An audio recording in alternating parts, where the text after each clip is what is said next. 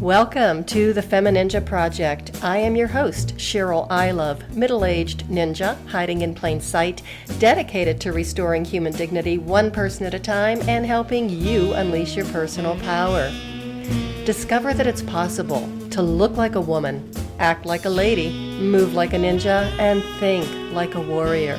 And remember, men are always welcome on the FemiNinja Project.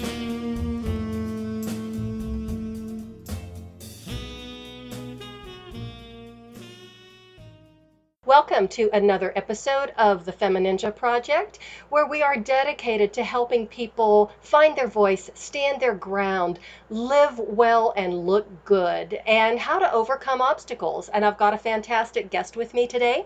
Her name is Sue Kaltenbach. Welcome, Sue. Thank you. Thanks for having me. Oh, it's been a lot of fun so far. It has. We've gone through quite a bit to get this podcast going, so... We are both incomparably stubborn, which is a really good trait to have.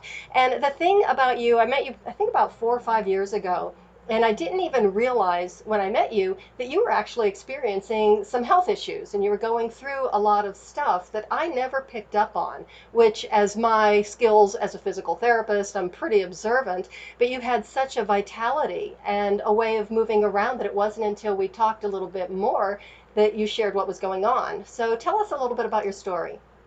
Well, actually, I was born with what's called congenital spondylolisthesis. There was a piece of my spine actually missing that caused some misalignment, and I just lived with that my whole life and wasn't really that aware of it until my 20s, but it got progressively worse.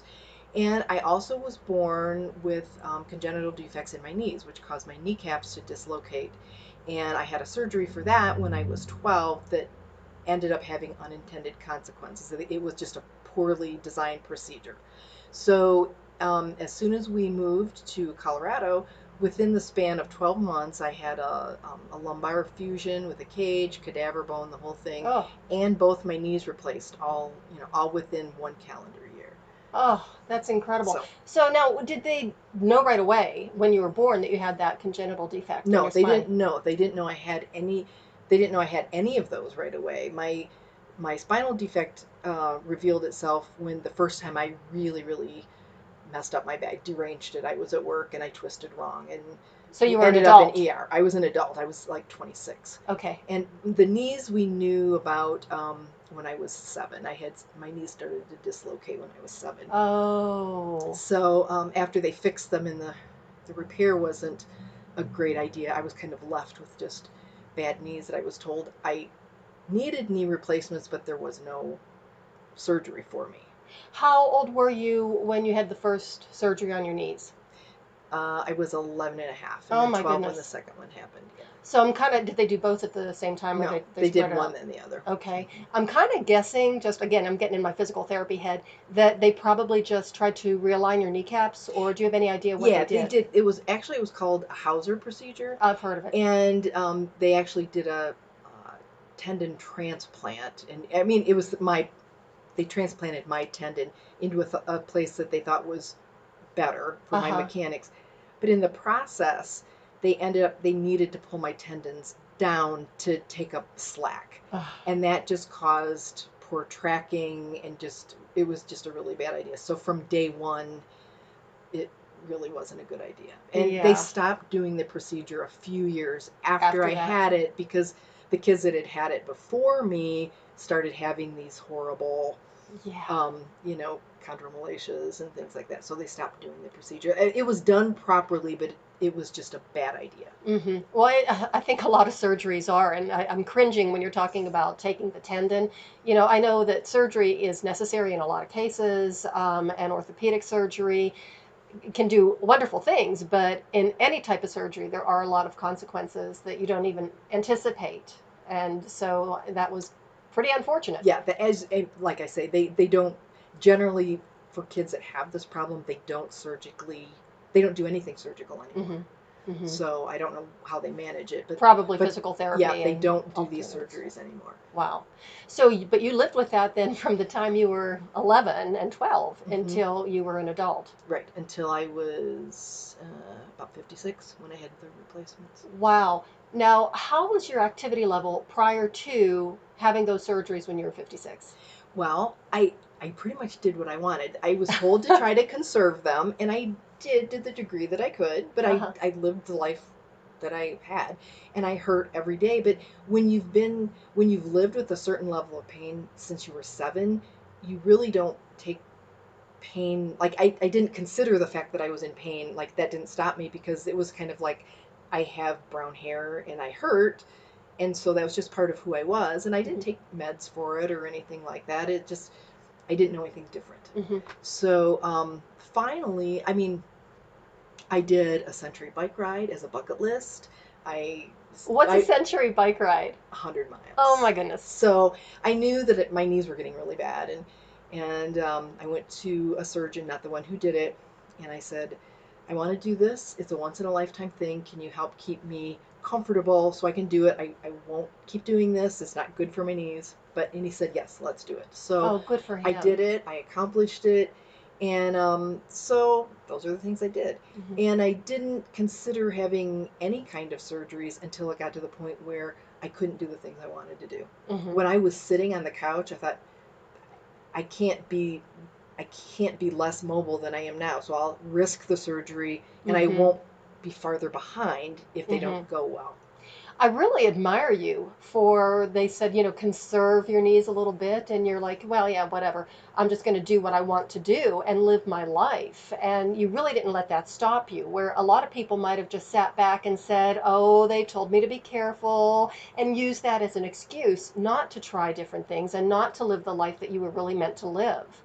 Well, and that is true. I mean, I didn't do things that were stupid that would I didn't try skydiving, let's Oh, say. that's good. And you didn't start ballet. No, I didn't start ballet.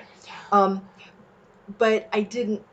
I had the life I wanted. Hmm. I rode my bikes with my kids. I couldn't run. I could never run. When I ran, my knees would dislocate. So, Yeah. I was never a runner, but I did other things that made me happy that were physical, and I didn't let it stop me. Hmm. You're kind of like a mad hiker, aren't you? I am kind of a mad hiker. As a matter of fact, I did my first 14er last year Oh my at age goodness. 60, and I'm really excited Oh, about that. that's And awesome. that actually was 7 months after treatment for plantar fasciitis. So I Oh, went from sitting on the couch to a 14er in 7 months. okay, this is another reason why I wanted to have you on your show, because you are such an inspiration, and just proving that you don't have to sit back and just, give up. And at the age of 60, doing a 14er, I know I wasn't doing a 14er when I turned 60, but of course I was getting a black belt, so I guess I was doing other That things. that counts. It's Yeah, I okay. guess it does. But that's another thing, just to have that energy and that vitality, and not to take no for an answer when somebody tells you this is what you should do or this is what you'll never be able to do again. I just think that's fantastic. So, what prompted you to have that first surgery? Because the first one was the spine, correct? Correct. The first one was the spine, and we actually lived in the Great Lakes area before we moved out here, and I was just noticing, even taking walks with my husband on flat surfaces, Oh, that I was getting a lot of tingling and numbness and pain just walking on a flat surface. And I knew I was going to have to address it, but we waited till we came out here mhm. because I wasn't going to change horses midstream. Right. So it got to the point where I could take 11 steps and be okay, and step 12 was Oh, incapacitating.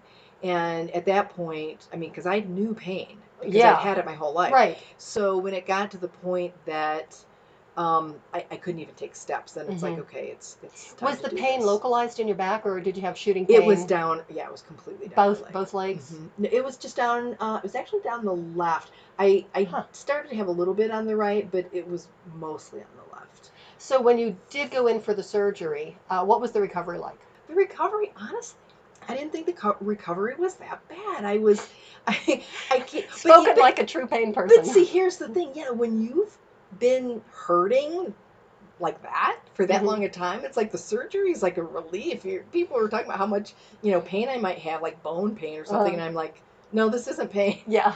So I came home just a few days later. We live in a 3-story house. My husband helped me get up and down the steps for a In the little while mountains. in You the live in the mountain. mountains. Yes, at 8,200 feet. And we just started I'd get down the steps and we'd go walking, and we have it's a mile to our mailbox, and my Uh-huh. goal was to get to the mailbox, not the first day, but that was my goal. Uh-huh. And so that's just what we did, and it wasn't very long before we got there. I mean, he would kind of stand with me because I Mhm. had a brace and a walker, and he would just kind of make sure I didn't fall or something. But Was no, it summertime or okay. winter? It was summer. Okay, because winter is Yeah. up there. Yeah, winters are bad. It Yeah. was, we didn't fight ice. Yeah, So okay. that's good. We did fight ice from one of the knees, but Oh. yeah, it wasn't that bad. So then, obviously, it was not a terrible experience for you. So you had a pretty good attitude going in Mhm. for the first Mhm. surgery because you didn't do the knees at the same time. Correct. I did the knees one at a time. Because when I met you, you had the back surgery, and I didn't like I said, I didn't even realize it. And it wasn't until I saw you walking with a cane. I think that's when it was right before your knee surgery. Is that correct? Mm-hmm. Yep. Okay. So how long from the back surgery to the first knee? It was 6 months from the time of the first back surgery. It was 6 months to the first knee, and then the second knee was 3 months after. Wow, that's not a whole lot of time to rehab a knee. Nope. But you did it. But I did it, and they fixed me. I tell both my surgeons, because I had a different surgeon for the knees than the back, and I totally credit them. I said, "Not you didn't give me my life back. You gave me my life," because there were things that I'd gotten to the point that I just couldn't do, and things that I didn't do 14 until everything was fixed. So, but I give you the credit. They did the work, but you had the lion's share of the responsibility of going forward and doing the rehab.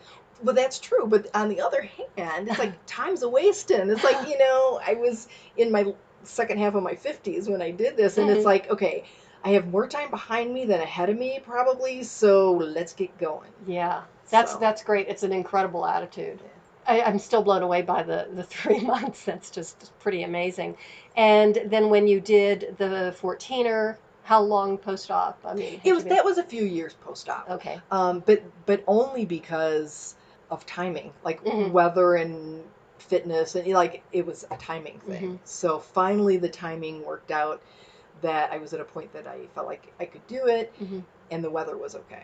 Okay, so tell us then about your activity level now. I mean, what do you do for fun? I hike with my grandkids. I get on the floor on my knees with my grandkids. I do everything with my grandkids. We go whatever it is. We'll be going camping. We'll be tent camping together. So a choir of angels just started to sing. I don't know if you can hear it on the podcast, but when you said, especially the getting down on the floor, I mean, to me that is huge. And when I did have my practice, my physical therapy practice, which was kind of an alternative practice, the one thing I would tell all of my clients, especially if they were getting into their mid to late 40s and older, is get down on the floor every single day. Because if you don't get down on the floor, we develop a fear of falling, a fear of the floor, but the ability to get down and get back up again does wonders for our health, our fitness, and our flexibility, and you're just a shining example of that. Now, it may not be pretty. It doesn't matter. But I do it. We don't judge. Just get down and get back up again. And so your grandkids are actually really young. Yes. 2 and 5? 2 and 5. Yeah. And as you were telling me earlier, they definitely were miracle babies. They were miracle babies. So it seems to me that your daughter really got a lot of your tenacity. Oh, yes. Actually, both my daughters. I have one daughter that's local and another one who moved to England and found her life in England. Right. She was an Anglophile from the time she was 8. So they're both pretty tenacious. So yeah, I'm really proud of both of them. Are they as incomparably stubborn as you are? Oh, yes. Oh, yes. That's awesome. So you have to stay pretty mobile and agile because of the work that you do, too. So tell us about the work. Well, my second career started after we moved here in 2013. Oh, wow. I had been a critical care respiratory therapist for some 36 years. I didn't know that. Yes. Yeah, I ran life support for 36 years. Did we have this conversation? Yeah, we did have that conversation. I forgot that because I was a respiratory therapist for 17, and you did it for 36? Yes. Bless your heart. So, but in the meantime, I had done mentorships in photography my entire life. So, I started a new career, and so I photograph people 50 and over, kind of like boomers and better kind of thing.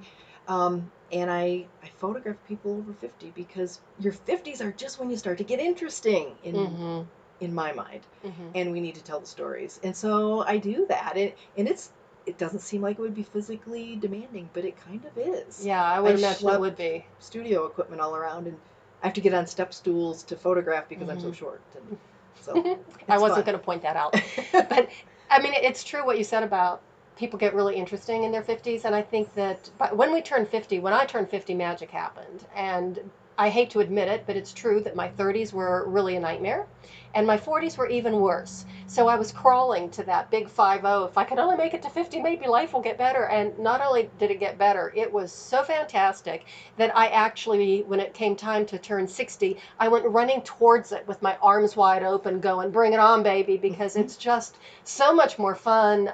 This is the best time of life. Well, I'll never forget one of the nurses that I worked with in intensive care told me that the 40s were good, but the 50s were better. She said, I have a couple more aches and pains, but she said, other than that, she goes, it's better. It keeps getting better. And it is because, people, get into their 20s and they think they're a grown up, and maybe they launch their career, or they start their families, or, those things. By the 30s, they think they're really adults and have it made.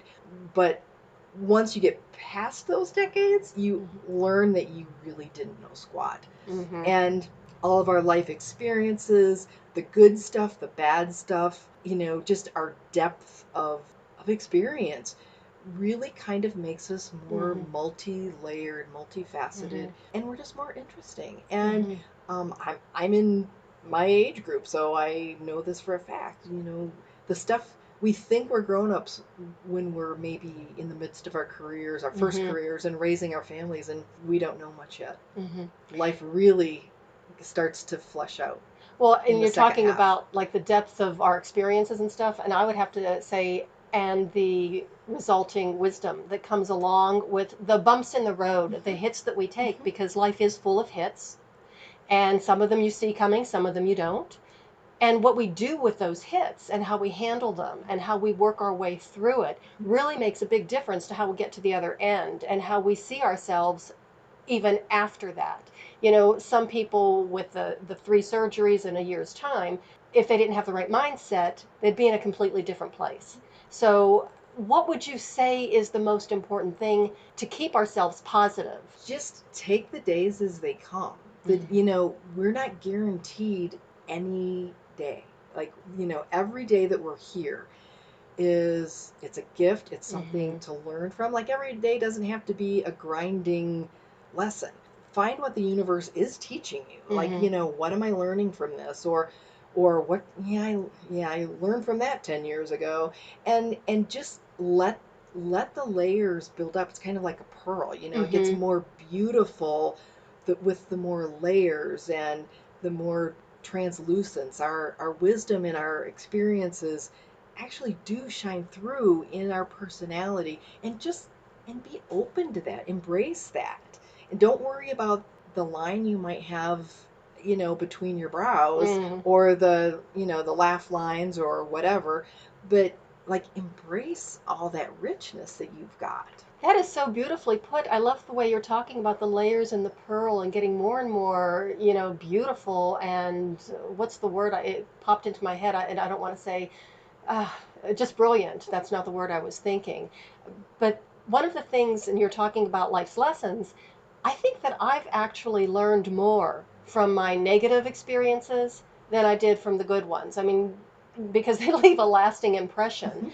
And if you're faced with something that is really negative, or if somebody has harmed you in some way or another, that person is actually a very important part of your wisdom and your journey. So it's just to accept that, take the lessons that you learn from them, thank them, let them go on with their lives, and let it go. Yep. Because if you keep it and you hang on to it and chew on it like a dog with a bone, you're just really harming yourself. And I've really embraced, I call it the value, maybe other people would disagree. I've really embraced the value of not giving a crap. Yeah. I've had family members, that when things have happened, they're so traumatized they can't let it go. And not only does it cripple them, but it gives the bad thing the power. Right. It gives the bad thing the power over the person that it's affecting. And I I just don't have that kind of energy. I don't care enough about that to Right. let it take my energy. So I have a thing that if something is negative or someone is negative or there's a phase in my life that's, happily ready to pass into the past, it's like I hit the delete button. I mentally Uh-huh. hit delete and move on. Mm-hmm. Because life is too short to give a crap. It's too short to give a crap. Right. It's the way I put it is things like that slowly start chipping away at your personal power. And I even did a podcast in my previous podcast that I was with another group, and it was about excessive apology disorder. That a lot of times women, especially, will just, oh, I'm sorry, I'm sorry, I'm sorry, and we say I'm sorry all the time, and it's almost like an automatic response. And there's really nothing to be sorry for. And every time we do that, we're actually handing our power over to somebody else, and we're relinquishing a little bit of it, and we don't recognize it at first until before you know it. We have no power left. I totally agree with that. And I think in my 20s, I was a little bit guilty of that. I did apologize for everything, even though I knew things were out of my control, wasn't my fault. And I was like, I'm sorry. And then started gradually, I kind of changed that to, I'm sorry that happened. But you know what? Eventually, I just kind of stopped saying I'm sorry. Because, you can nod your head and empathize without being apologetic for something that has nothing to do with you. Yeah. Well, I remember I had, as I was going through my 40s, I was apologizing for everything from, global warming, trafficking, the situation in the Middle East, menstrual cramps, you name it, I was responsible for it. I did it. Sorry, sorry, sorry. And I was telling this to a friend of mine who was a chiropractor. She was actually a client of mine. And she just looked at me and she said, now, Cheryl, that can't be true. And I just looked at her with my big weepy eyes. And she said, because it's my fault. So we both bust out laughing, and it's like, point well taken. Yeah. Yes. Well, just a case in point, there's a young woman that I know who I adore, and she's a manager in a retail store.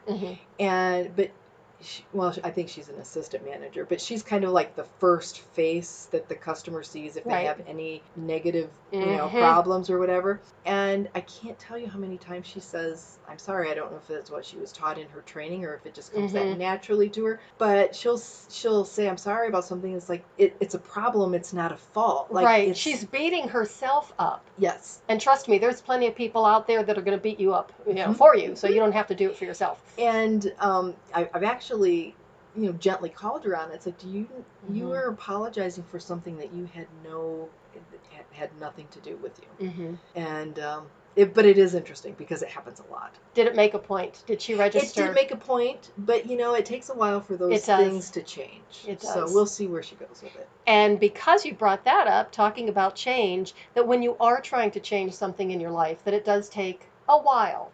You have to change your habits and your patterns and not to do everything all at once. Small changes, small steps make a really big difference. Yep, and that is true. And I think there's kind of a middle ground. I remind myself of like a bowling alley with the gutter lanes. On the one hand is like just saying I have to do everything all at once, and that's just a little bit too much all at once. And then there's the, being gentle with ourselves as we change. And we need to do that, but we also have to, in being gentle with ourselves, we still have to move ourselves in that direction. That you can be gentle with yourself to the point that you just never get off the couch. So there's a middle ground with, yes, being gentle with yourself while keeping an eye on, okay, how can I, what's my next step? What's the next thing to work on? What's my next in this whole thing that I'm trying to change or get better at?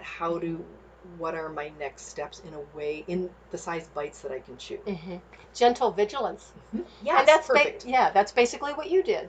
When you were, my husband has to help me down the stairs, but he did, and then take a few steps with that goal of the mailbox being there, and it's just the small steps really do add up. Yep, so it does, and then pretty soon you're doing a 14er. I can't believe that. That's a metaphor for life. isn't it? It really is. I just It really love is. that. And you know what? My 14-year was ugly.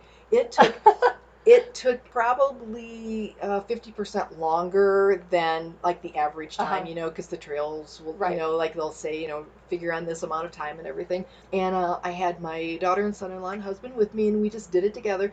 And it took me a long time. It was kind of ugly. I didn't do it pretty, but I did it. So I don't care. I don't care if it was pretty. Which one was it? Oh, we just did Mount Evans. It was Okay. it was a pretty easy one. Oh. It wasn't. It was definitely not technical. Okay, so I've done 3 in my life, 3 14ers, and only summited once. And one of them was one of the collegiate peaks down in Buena Vista. And I did, I guess, what are the ones in Bakersville or the Grays and Torreys. Grays and Torreys. Yeah, I did Grays Peak.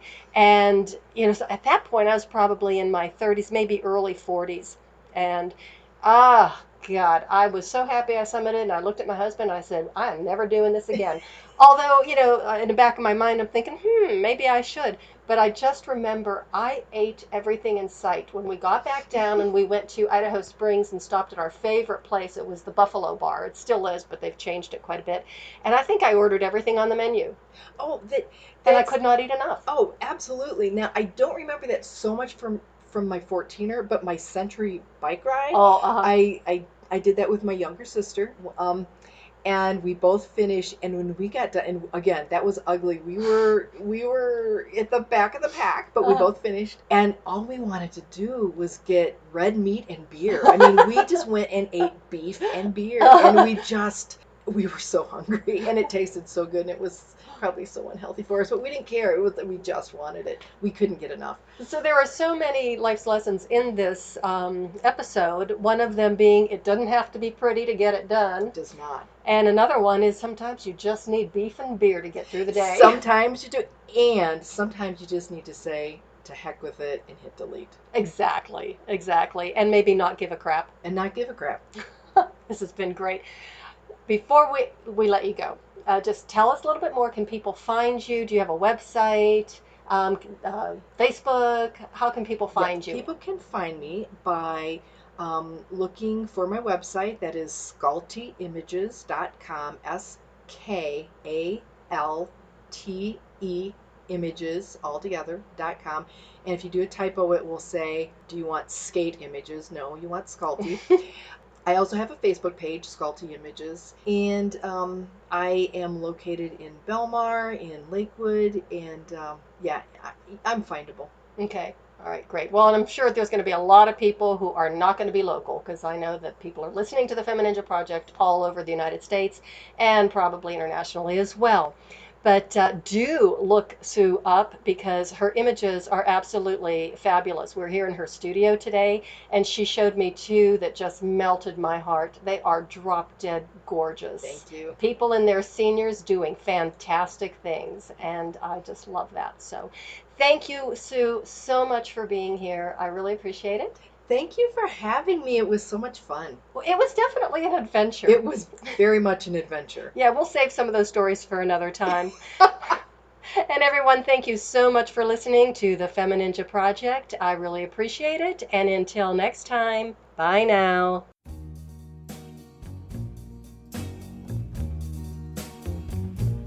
And that's a wrap on another episode of the FemiNinja Project.